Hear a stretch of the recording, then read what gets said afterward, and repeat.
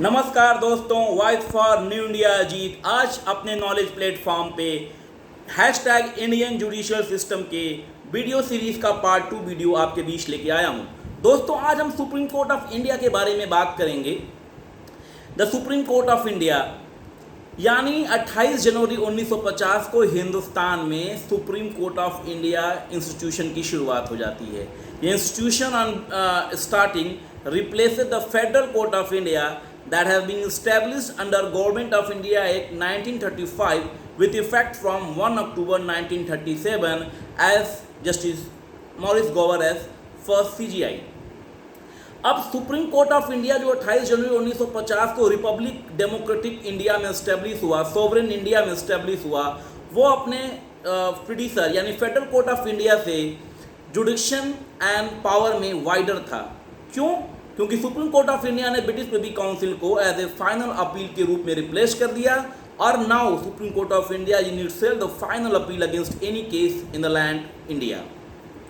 दूसरी एस्पेक्ट में बात करते हैं कि कॉन्स्टिट्यूशनल अरेंजमेंट में पार्ट 5 में आर्टिकल 124 से लेकर आर्टिकल 147 तक बात करता है different aspect related to the organisation of supreme court, power of supreme court, its independence, everything regarding the Supreme Court of India that is being discussed, deliberated and established by the Constitution of India was laid down between Article 124 to Article 147।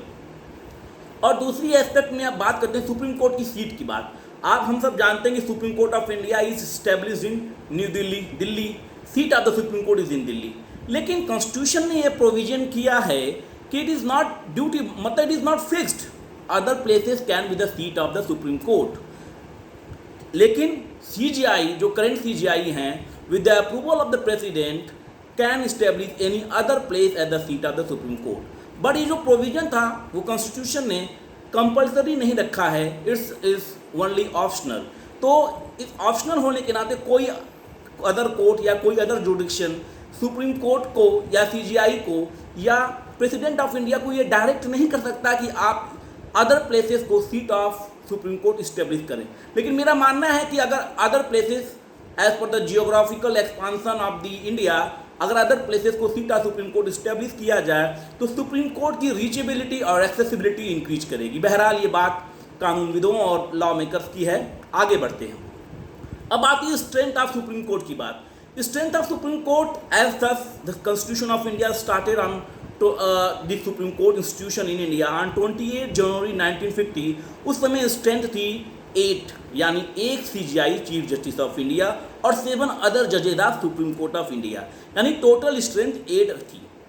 उसके आगे हम बात करते हैं तो ये जो strength है ये फिक्स नहीं है। कॉन्स्टिट्यूशन ने पार्लियामेंट को ये पावर दिया कि parliament by enacting laws can increase the strength of the supreme court. और इसी पावर में पार्लियामेंट ने अभी recently supreme court number of जजेस अमेंडमेंट एक्ट 2019 के तहत सुप्रीम कोर्ट का स्ट्रेंथ अब 34 हो गया है। यानी 34 स्ट्रेंथ बोलिए तो कहने का मतलब है 1 chief justice of India plus 33 other जजेस of supreme court. Currently the supreme court का स्ट्रेंथ है 34 है, 1 CGI प्लस 33 अदर जजेस।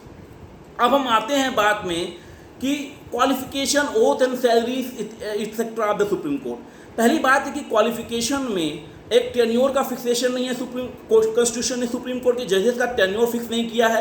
Minimum age to be appointed at the जज ऑफ द सुप्रीम कोर्ट नहीं फिक्स है। ये पावर ऑफ पार्लियामेंट है कि एग्जैक्टली वो सुप्रीम कोर्ट के सिस्टम को जो अदर्स एस्पेक्ट नहीं डिस्कस्ड हैं कॉन्स्टिट्यूशन ऑफ इंडिया में, parliament by enacting laws can regulate that. तो आइए हम बात करते हैं क्वालिफिकेशन। सबसे पहली क्वालिफिकेशन तो सिटीजन ऑफ इंडिया होना जरूरी है। उसके बाद एक क्लास 2 है जिसमें 3 ऑप्शन है और करके, या तो वो हाई कोर्ट का जज रहा हो, एक हाई कोर्ट का, या succession of high court in 5 years के लिए, और advocate of high court single high court और in succession of other high court 10 years के लिए, और प्रेसिडेंट की नज़र में वो जूरिस्ट हो, यानी his knowledge is commendable in the field of justice and judiciary judgements, तो he can be considered to be appointed as the supreme court जज। यानी सुप्रीम कोर्ट का जज बनने के लिए सबसे पहली आवश्यकता है कि सिटीजन ऑफ इंडिया हो, और दूसरी आवश्यकता में या तो वो 5 साल तक हाई कोर्ट का जज रहा हो, और 10 ईयर्स की एडवोकेट प्रैक्टिस रही हो हाई कोर्ट में, और he is an very renowned jurist in the I the president. ये अपॉइंटमेंट की बात है। रेजिग्नेशन जो है प्रेसिडेंट को, अगर सुप्रीम कोर्ट का कोई जज रिजाइन करना चाहता है, he can resign by writing to the president of India. और सुप्रीम कोर्ट के जजेस और सीजीआई का जो ओथ सेरेमनी होता है वो प्रेसिडेंट के द्वारा होता है, या तो प्रेसिडेंट किसी को इसके लिए अपॉइंट करता है। और तीसरी सबसे महत्वपूर्ण बात है कि 65 ईयर्स एज होने पर कोई भी जज जो सुप्रीम कोर्ट का है वो रिटायर हो जाता है अप टू 65 ईयर एज। और टेन्योर कोई फिक्स नहीं है, number of tenures is not fix, but age 65 years होने पर सुप्रीम कोर्ट का जज रिटायर हो जाता है। ये सारी बातें अब तो रही। अब आइए एक रोचक पहलू पे बात करते हैं। Chief justice of India, the highest office in judicial setup in India. तो सीजीआई 28 जनवरी 1950 को सुप्रीम कोर्ट इस्टेब्लिश होता है। Justice SJ. कनिया जो है हमारे पहले सीजीआई अपॉइंट होते हैं। और आज वर्तमान में हमारा हिंदुस्तान 47 सीजीआई यानी जस्टिस एस.ए. बोबडे, शरद चंद्र बोबडे जी हमारे हिंदुस्तान की सुप्रीम कोर्ट के 47वें चीफ जस्टिस ऑफ इंडिया हैं। तो सबसे ज़्यादा टेन्योर रहा है जस्टिस वाई.बी. चंद्रचूड़ जी का 7 सालों का, और सबसे स्मॉलेस्ट टेन्योर रहा है जस्टिस कमल नारायण सिंह जी का, 17 दिनों का टेन्योर रहा है। सीजीआई के अपॉइंटमेंट में प्रेसिडेंट का पावर था, आर्टिकल 124 नियर अबाउट गवर्न करता है। लेकिन एक बहुत रोचक तथ्य यह है कि 28 जनवरी 1950 को इस्टेब्लिशमेंट के बाद एक लंबे समय तक सीजीआई होने का मतलब ये था कि सीनियर मोस्ट जो जज है सुप्रीम कोर्ट का वो सीजीआई अपॉइंट हो जाएगा बाय डिफॉल्ट। तो ये जो पैटर्न था 1973 तक चलता है, लेकिन जुडिशरी और एग्जीक्यूटिव और पार्लियामेंट्री पावर के बीच में टसल और वसल होता है। और 1973 में आप जानते हैं केशवानंद भारती केस का जजमेंट आता है जो बहुत हद तक पार्लियामेंट के amending power, constitutional amending power को रिस्ट्रिक्ट करता है बेसिक स्ट्रक्चर डॉक्ट्रिन में। और इसी से रिलेटेड जो 3 सीनियर मोस्ट जज होते हैं सीजीआई के, उस केशवानंद भारती जजमेंट में इन्वॉल्व होते हैं। और यही कारण है कि गवर्नमेंट सुपरसीड करता है 3 सीनियर मोस्ट जज को पहली बार 1973 में, और जस्टिस ए.एन. राय को सीजीआई बना देता है। और 3 जो अदर सीनियर मोस्ट जजेस होते हैं which are being who are capable to be appointed the CJI, वो रिजाइन कर देते हैं। और ये दूसरी घटना आती है फिर एक 1977 में जब एम.यू. बेग साहब को सीजीआई बना दिया जाता है by superseding the justice H R. Khanna. ये क्यों होता है? इमरजेंसी के टाइम में एक फेमस केस है एडीएम जबलपुर वर्सेस सुकांत शुक्ला जी। इसमें इस जजमेंट में ये जो जस्टिस एच.आर. खन्ना है वो एक जजमेंट देते हैं जो स्टेब्लिश करता है इमरजेंसी के टाइम में भी राइट टू लाइफ को। इस जजमेंट से सरकार नाराज होती है और ये जस्टिस एच.आर. खन्ना को रिप्लेस करते हुए एम.यू. बेग अपॉइंट होते हैं सीजीआई से। यानी 28 जनवरी 1950 से सीजीआई अपॉइंटमेंट में जो एक जनरल कन्वेंशन चल रहा था अपॉइंटिंग द सीनियर मोस्ट जज at the supreme court at the CGI of India, उसको 2 बार फ्लाउट किया गया 1973 में और 1977 में।